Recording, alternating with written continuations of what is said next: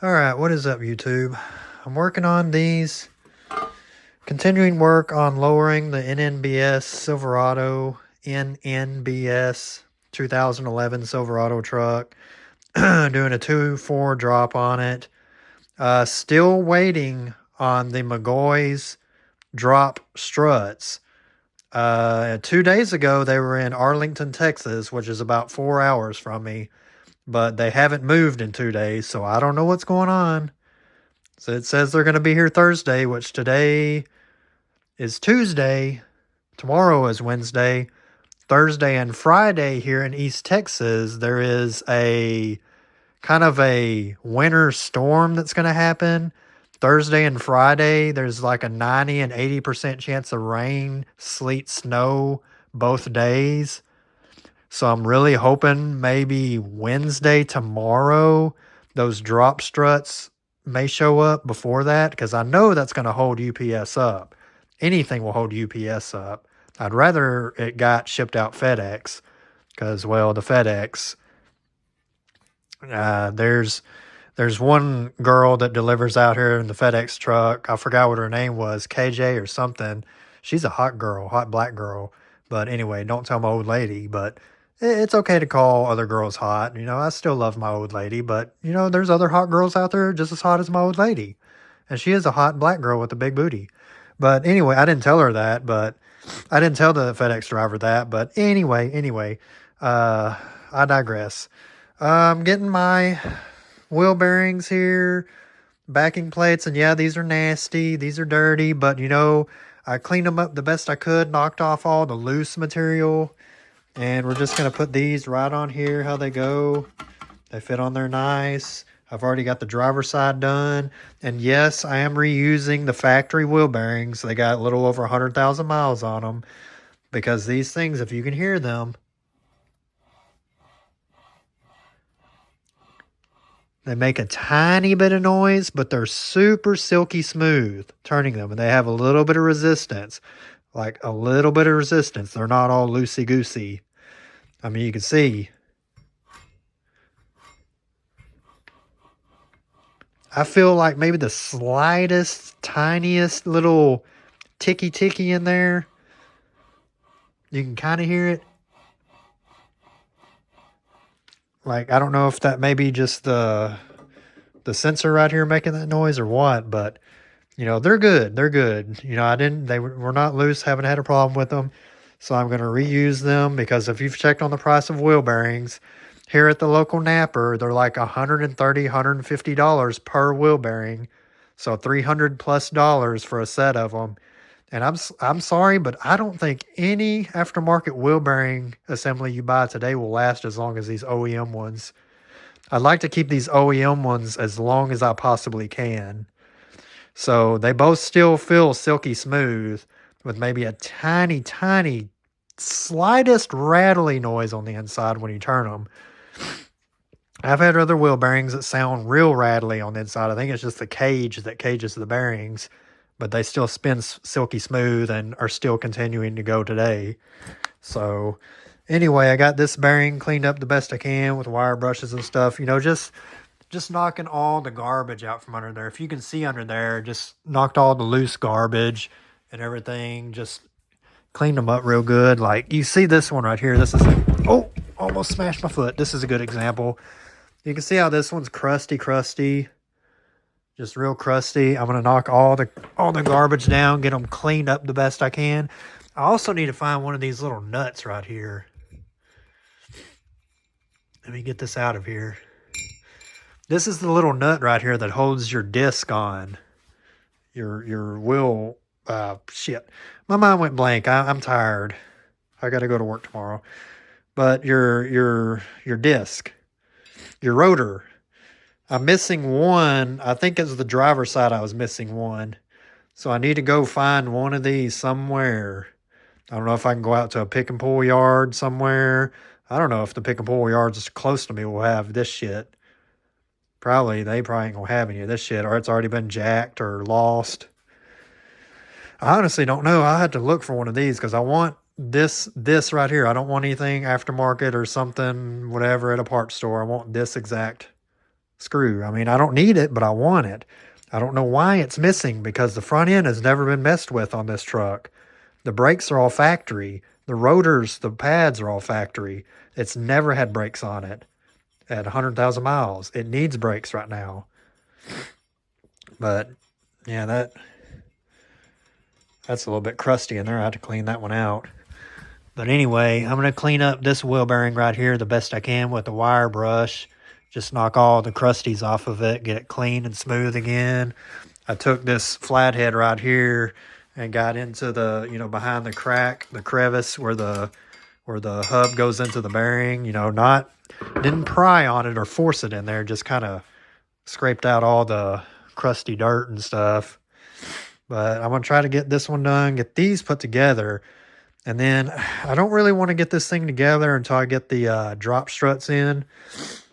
These bolts that came with the new lower ball joints, I actually had to grind some of this shoulder off. The shoulder was much taller and it wouldn't fit. You can see like right now, that like fits in there really tight. And still, I don't know if that'll even go in there. I may have not grounded this perfectly round. I mean, it kind of looks like it is, but I had to grind on this, take off quite a bit for it to fit in this little recess right here. But I don't want to get this put together until I get those struts in. So I'm just going to kind of get these thrown on. It'll make them a little bit heavier, but they'll already be on. And really, with the rotor off, this is still manageable. That rotor is what's heavy. And then sometime next week, I'll go get the rotors turned. Even though I really don't like turning rotors, I'd rather just put brand new rotors on with brand new pads. But, I mean, I'm trying to keep the cost down because I've already put, this will be close to $300 for these drop spindles that look kind of rough. $219 for the McGaughys drop struts, so that's a little over $500 or 500-ish bucks right there that I got in the front end, and the over 500, the lower ball joints, those were 50-ish bucks for both of them. The Dorman heavy duty brand from Rock Auto, hopefully they're worth a shit. So I got those two. The upper ball joint and the upper control arm seem fine. It's a little loose, but there's no play in it. So we're going to call it good. Tie rod outers are both good, but the driver's side tie rod inner has a little bit of play when you pull on it in and out. The inner that's on the rack and pinion has just a little bit of play. So I may have to get an inner for the driver's side if I want to make this thing. I need to do it right. And plus, if I take it to get it aligned, the lower ball joints, they definitely wouldn't have lined the truck with the lower ball joints having all that slack in them, wore out, as is they shouldn't. So any wore out port, they're going to check your front end before they align your truck, because if your front end's wore out, you're wasting money getting it aligned, because you can't align a wore out front end. It's just logic, common sense. So new lower ball joints. I did not feel that wore out on the driver's side. I can't think right. The inner tie rod, I did not feel that when I was turning the wheel. Like I jacked the truck up and I turned the driver's wheel, like turned it this way, pushed it up and down. That's when I felt the ball joint was bad. Turned it this way against the steering. I did not feel that looseness that was in the tie rod inner. But still, it needs to be fixed because that little bit of play could affect alignment. It could. And plus, you're probably going to feel that in the steering. So I'd like to fix that too, and then get everything tight in the front end, get it aligned, and then see how the truck drives. But anyway, this is just going to be a part one just to get the ball rolling. When I get the struts in, I will continue with the part two. I'm making this a part one. I deleted another video because after watching it and it didn't get very many views, which I don't care about the views, but I watch the videos sometimes just as a YouTube watcher. I watch YouTube, and some videos I watch on YouTube I don't like. And again, I talk too much. I don't care because it's my video. This is how it's going to be. I'm never going to change the way I do content. So either get used to it or don't watch it. I don't care. But I didn't like that video because there just wasn't much going on in it. So I'm going to make, this is the new part of the video right here, and just getting this part put together. But anyway, let me just go ahead and get this put on there, and that'll be the end of this video. And we will go from there. I have to watch the weather, see what it's going to do, because I bet those drop struts, the McGaughys drop struts, aren't going to be in tomorrow. And they're not, I guarantee you they're not going to come in Thursday and Friday when it's sleeting, snowing, freezing rain. Okay, and now as you can see, I got both of these on here.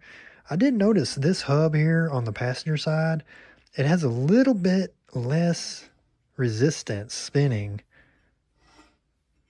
Just a little bit less. It's easier to spin than this one. This one has a lot of resistance. Like what you would feel from a pinion on a rear end when you're setting up a rear end. This one has pretty good bit. I think this one feels more newer than this one. I don't know, because these have never been, these are OEM. They've never been replaced. So I don't know why the passenger side would have, I guess, more wear than the driver's side. I don't know. But again, both of these spin. Absolutely no roughness. Smooth. Very smooth. A little bit of noise. They both sound about the same. So I'm just going to call them good. I mean, I don't have the money to drop on new wheel bearings, and I don't feel like it needs them. But I did clean both of them up. It's real clean under there. Got all the junk and everything out. Clean up all the loose stuff off of these. So even though they look dirty, there's no rough dirt and stuff and crumbs all sticking to them.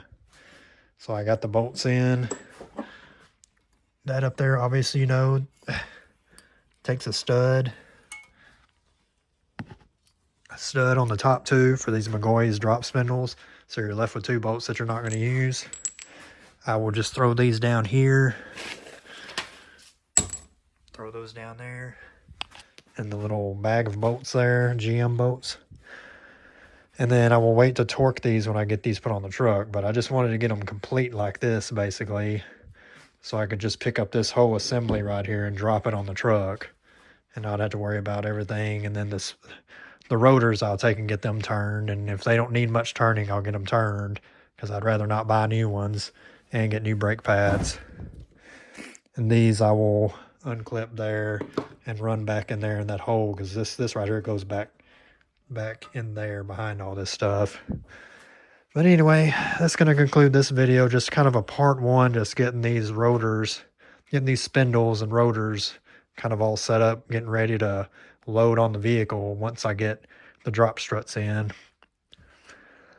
So anyway, thanks for watching. I need to find another one of these rotor screws right here, because I'd like everything to be complete. You know, the proper bolts, everything bolted down properly, factory. Yeah. I don't know when the next video will be, because there's a winter storm coming Thursday and Friday. Like I said, I'm waiting on the drop struts to come in. So if they don't show up tomorrow, they probably ain't going to show up Thursday and Friday. I don't know. Maybe I'll get to take off one of those days. If the weather's too bad, the school will say, hey, don't show up. The roads are icy. Maybe. I don't know. Hopefully I'll sleep in. My lazy ass will sleep in. It's nice having a day off. But anyway, thanks for watching. And I guess you guys have a great day or night.